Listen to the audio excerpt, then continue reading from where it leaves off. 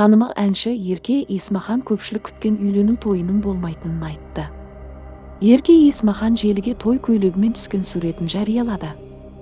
Мұны көрген желі қолданушылары үйлену тойдың да ауылы алыс емес деп болжады. Ортақ шешіммен той жасамаймыз деп шештік.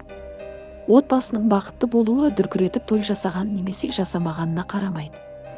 Алла бұйыртса отбасымыздағы басқа тойларды жасауға дайынбыз деп жазды өнер иесі. Әнші үйде ерке келін, жеңге, әйел екенін айтып, барлық отбасы мүшелері өзін айналып толғанатынын жасырмады. Атам Еркежан дейді, мамам қызым, қайныларым тәтей апа, ұлым мама дейді.